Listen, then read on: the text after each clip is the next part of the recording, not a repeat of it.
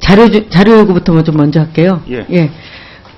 각 포털별로 소송이 진행 중인 소송 내용이라든지 진행 과정에 대한 자료 요구를 했는데, 지금 제출이 안 되고 있기 때문에, 오늘 회의가 끝나기 전에 반드시 좀 제출을 해주시기 바랍니다, 위원장님. 근데 저희가 아까도 말씀드렸듯이 저희가 기본적으로 그 포털을 관리하고 있지는 않기 때문에, 네. 저희가 그 소송 관련된 내용을, 그럼 어디다 이걸 자료 요구를 해야 되나요? 일단은 지금 그럼 저희가 뭐 직접 회사를 불러다가 할 수 없고. 네. 일단은 제가 알고 있기로는 이제 네. 그 포털은 그 문화체육관광부에서 그 이제 관장하는 것으로 알고 있습니다. 그래서 근데 어쨌든 방송통신위원회니까 그러면은 문광부 통해서 해주세요. 그러면은 방송통신위원회에서. 뭐 저희가 그럼 알아보는 네. 데까지 알아보도록 하겠습니다. 네네. 예. 이렇게 제출해 주시기 바랍니다. 포털 관련 어떤 소송을 말씀을 하시는 거예요? 그러니까 이제 여러 가지 이제 소송이 지금 진행되고 있는데, 그러니까 그 소송 내용부터 시작해서 구체적으로 진행 과정에 대한 그런 자료 요구는 이제 저희가 실무적으로 좀 자세하게 상세하게 요구를 했으니까 거기에 근거해서 자료를 좀 제출해 주시면 좋겠습니다. 저희가 할 수 있는 부분까지 해보도록 하겠습니다. 네, 감사합니다. 지금 이제 김보람이 변호사님께서 오랫동안 기다리셨는데, 우선 먼저 질의를 좀 드리도록 하겠습니다.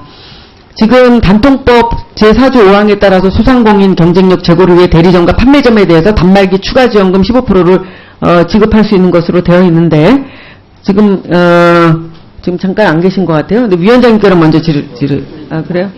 뒤에 계시는구나. 그럼 먼저 위원장께 그러면 질의를 드리겠습니다. 네. 대통령위원장님. 그래서 7월 23일 기자간담회에서 법을 문구대로 해석하면 직영점의 추가 지원금을 받는 거는 문제가 될 수 있지만 전체적인 입법 취지로 보면 직영점도 대리점과 마찬가지로 15% 추가 지원금을 주는 게 맞다. 그렇게 말씀을 하셨습니다. 그러니까 법에 대한 좀 더 강의적 해석에 의해서 가능하다 이렇게는 얘기하셨는데, 로펌의 법률 검토를 받아보셨죠?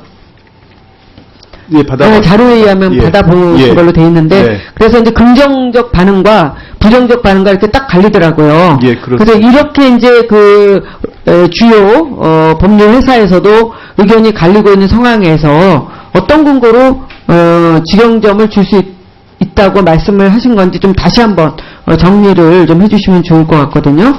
그러니까 이동통신 3사의 그 직영점이 형태가 다릅니다. 그러니까 두 곳은 자회사를 설립해가지고 완전히 법인이 다른 별개의 직영점을 가지고 있고, 그 다음에 한 회사는 이동통신 한 회사는 그냥 자기 조직 내에 그걸 가지고 있습니다. 그래서 그런 차이가 있는데 그런 차이가 있는 것이 이제 단말교통법 제정 당시에 충분히 고려가 되지 못한 상태로 이제 법이 정해져 있기 때문에 그것을 서로 차별화하기는 상당히 좀 어렵다라는 게 이제 제 개인적인 생각입니다. 그리고 지금까지 또 많은 한 회사의 직영점에서 15% 추가 지원금을 주고 있었는데 지금 와가지고 그것을 다 위법화시키는 것도 좀 어려움이 있다고 생각이 됩니다. 그래서 그것은 좀 법을 합리적으로 좀 해석을 좀 해야 되지 않을까 그런 생각이. 그런데 지금 현재 법적 근거는 좀 취약한 건 사실이지 않습니까? 네, 그건 인정합니다. 그렇죠. 그래서 제가 알기로는 존경하는 배덕강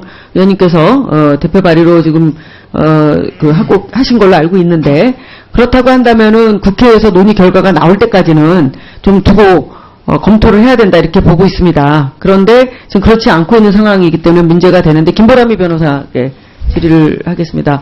좀 전에 이제 직영점 추가 지원금에 대해서 지금 이제 방송통신위원장님 답변도 듣고 그러셨는데, 지금 현재 법률가로서 그리고 전국이동통신유통협회 고문 변호사이시기 때문에 그 입장에서 좀 말씀을 해주시면 좋겠습니다. 네, 지금 제가 통신 소비자 입장에서 소비자 운동을 계속해온 변호사 개인 입장에서 말씀하신 직영점 추가 지원점 문제라든지, 그 다음에 뭐 아까 그 다른 의원님께서 말씀하셨던 단통법 위반, 폰파라치, 조직화, 뭐 또는 영업화, 영업기업화 문제라든지 이런 게 사실은 모두 단통법하고 깊은 관련이 있습니다.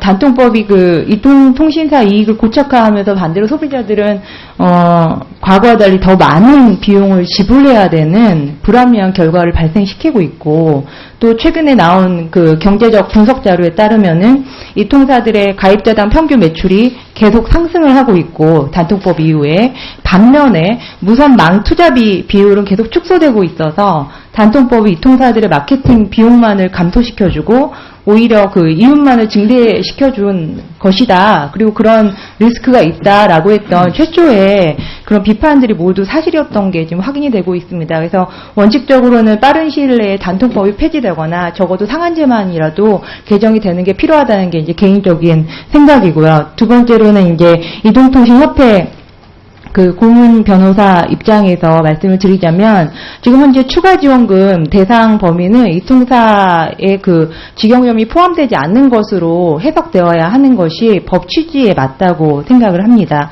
현재 단통법이 시행된 이후에 유통시장의 상황이 굉장히 악화됐습니다. 중소 그 상인들이었던 대리점과 판매점들이 거의 30% 이상 지금 폐업을 하고 있고요. 그 다음에 영업 중단까지 고려하고 있는 준비 중인 경우까지 전부 포함하면 50% 정도 이루고 있습니다. 이 빈 공간을 그냥 비어있는 것이 아니라 이동통신사의 직영점들이 점점 확대되어 가고 있고, 이동통신사들의 직영점과 자회사들이 그 부분에 대한 이익을 지금 추구하는 식으로 지금 진행이 되고 있습니다.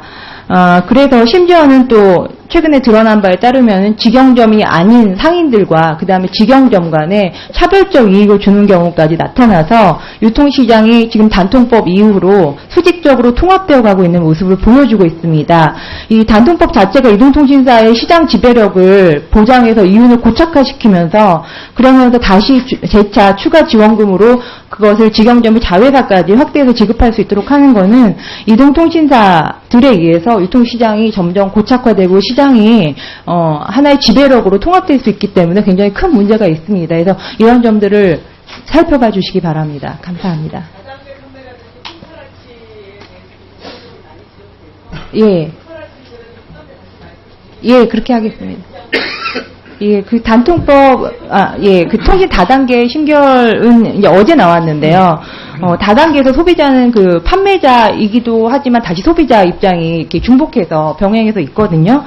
근데 대부분의 소비자들이 그 이동통신 서비스 자체에 대한 지식이 없음에도 불구하고 고수익을 보장한다는 것으로 파리떼처럼 이렇게 몰려다니는 그런 형편입니다. 그래서 이게 사실은 소비자의 예측 가능성이라든지 어떤 소비자의 보호의 측면에서 어떤 테두리가 되지 못하는 그런 영업 방식인데요. 그래서 이 소비자 피해가 굉장히 심각하게 예상이 되기 때문에 방통위에서 시정 조치를 좀 더 엄격하게 하시거나 아니면 보다 구체적으로 좀 나왔어야 되는데, 그런 부분들이 어제 심결내에서 좀 많이 안타까웠던 부분이었습니다. 네. 조금 전에 존경하는 권은희 의원님께서도 지적을 하셨는데, 의료 광고 관련해서 굉장히 심각한 상황인데, 이제 이건 뭐 간단하게 그냥 자료화면으로 보셨는지 모르겠는데요. 지금 이제 성형 관련한 방송 프로그램 굉장히 많이 하고 있습니다. 그리고 이제 비포 애프터 뭐 이런 식으로 해서 굉장히 이런 광고도 많이 하고 있는데, 광고가 아니라 방송을 하고 있죠, 방송을. 근데 지금 이제 그 쇼 닥터 테이너 뭐 이런 말 혹시 들어보신 적 있으세요? 방송통신심의위원장님?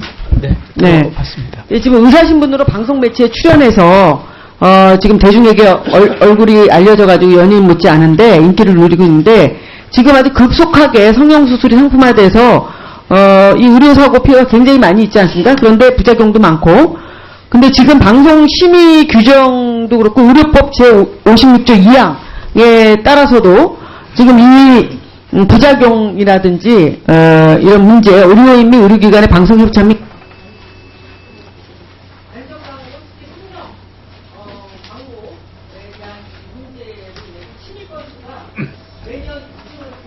네.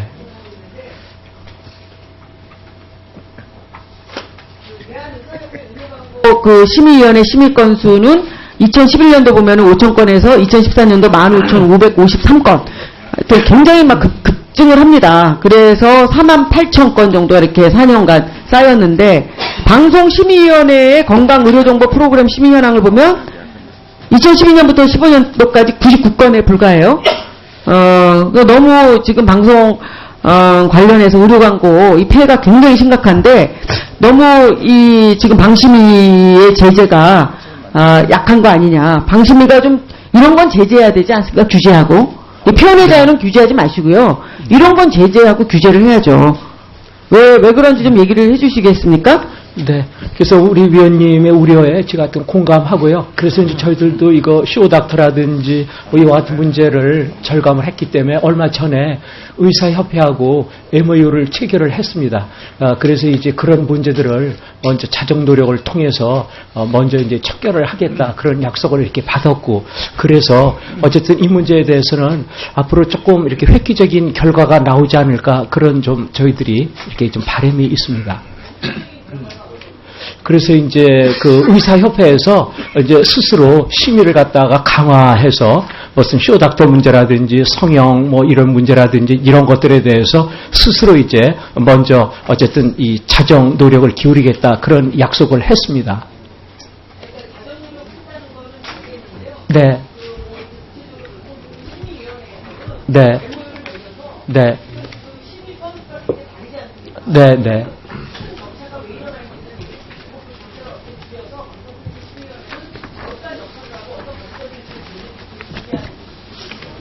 네. 네. 그래서 이제 의사협회가 물론 이제 그 어려움을 토로했습니다. 자기네들이 이제 회원들에 대해서 나름대로 뭐 제재나 이런 걸 하려다 보니까 너무 어려움이 많다. 그래서 이제 그런 문제들에 있어서는 뭐 저희들이 또 이렇게 그 심의위원회로서 어쨌든 조금 더 엄정한 잣대를 대서 정말 저희들이 이제 사실은 뭐 건수가 지금 얼마 되지 않아 가지고서 이제 그런 지적을 뭐 이렇게 하셨습니다만은 저희들도 이걸 갖다가 중점 좀 심의의 대상으로 놓고 이거를 이렇게 보려고 하고 있거든요. 네, 그래서 의사협회가 스스로 할 수 있는 것들에 대해서는 저희들이 계속해서 격려하고, 그다음에 거기서 잡아내지 못하는 부분들에 대해서는 저희들이 아주 굉장히 엄정하게 어쨌든 심의 잣대를 들이대도록 하겠습니다. 네. 네, 그렇게 조치를 마련을 해서. 네, 네. 네, 지금 아무튼 저희들이 그 렛민 뭐 거기 어쨌든 이제 저 제재를 갖다가 강한 이제 아주 그야말로 법정 제재를 강하게 이제 했죠. 네, 하고 이제 그랬는데 어쨌든 앞으로 이제 그와 같은 좀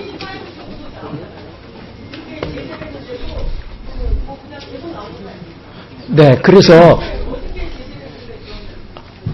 이제 저희들이 이제 과징금의 이제 요 문제까지도 사실은 뭐 굉장히 좀 조심스럽기는 합니다만은 이제 정말 반복이 될 경우에는 이제 과징금까지도 부과하겠다 이제 그런 방침을 저희들이 가지고 있습니다. 예, 수고하셨습니다. 배덕광 의원님 질의하시겠습니다.